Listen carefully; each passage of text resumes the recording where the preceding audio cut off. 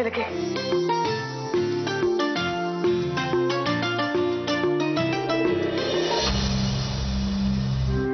आर्या, मला तुझे तोंडून ऐकायचंय. तयारी आहे मी म्हणेन ते करायची. मी ऐकेन सगळं तुझं. कोणाचा विचार करतोयस? आर्याचा ना? मुलगा आहेस तू माझा.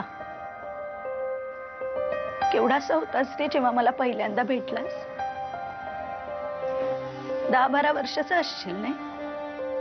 देवळात भेटला होतास, ती गोड बासरी वाजवत होतास. तुला जेवायला बोलवलं आणि तू लगेच घरी आलास. मग तुला सोडवलंच नाही मला. त्या जगाने मला नाकारलं होतं. माझे आई वडील कोण हेही मला माहित नाही. यापुढे हे असलं काही बोलायचं नाही. मी आहे ना. चल जेव बघूया. तू बघ, घाबरू नको.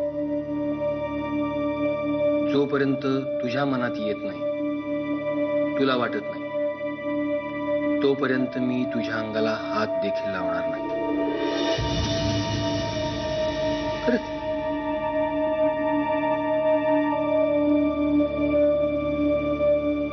बरं, ही गादी उचलायची का आता?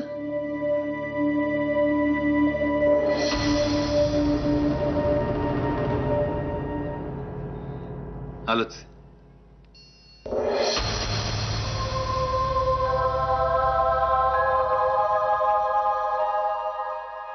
दादानं आर्याचं स्थळ हे अशा पद्धतीने आणल्यामुळे हे आणि आई इतके बदलतील असं वाटलं नव्हतं. वचन दिलंयस तू मला. माझ्या म्हणण्याप्रमाणे वागशील. चल. दादा प्लीज मला जाऊ दे. दादा मला अर्जुनकडे जाऊ दे. दादा प्लीज. दादा सोड. दादा दादा प्लीज सोड. दादा मला प्लीज जाऊ दे. दादा मला अर्जुनशी लग्न करायचं. मंगलम गरुडध्वज मंगलम पुंडरीकाक्ष मंगलाय तनोहरि. आर्या,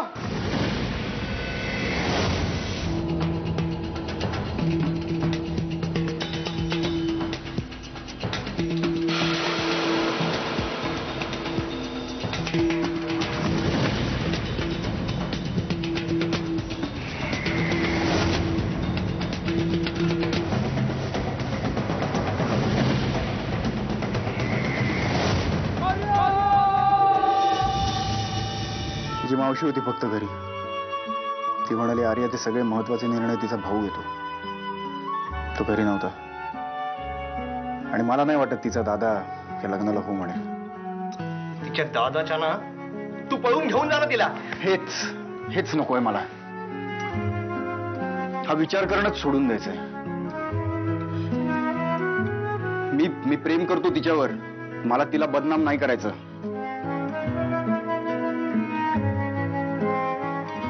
समजूतदारपणाचा पण साला त्रास होतो रे कधी कधी. म्हणजे आता आम्ही तिच्या घरी जाऊन आलो ना, तर आता एकसारखी हुरहुर लागते की तिच्या दादाला हे सगळं कळलं, आम्ही घरी गेलेलो ते, तर तो तिला मारेल, काहीतरी करेल, ही भीती वाटत राहते. एकसारखं कसं तरी होतं रे. विश्व, मला काय वाटतं माहितीये, आपण सावकाशीने हा निर्णय घेतला तर. कसला? दागिन्यांचं? मावशी, अगं भटजीला सांगून आलं मी पहिला मुहूर्त बघा म्हणून. आणि तू काय म्हणतेस आणखीन सावकाश? तयारीबद्दल नाही म्हणत आहे मी. तयारी काही 4 दिवसात सुद्धा होईल. पण काय मला लग्नाच्या निर्णयाबद्दल बोलायचं होतं. म्हणजे रोहनची लग्न लावणार? हे बघ, आर्याचं मन समजून घे. तिच्या मनात अजूनही अर्जुन आहे.